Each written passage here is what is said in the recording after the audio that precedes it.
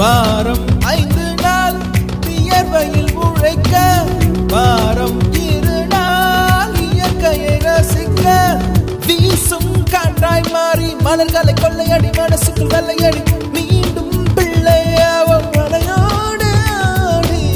பறவையின்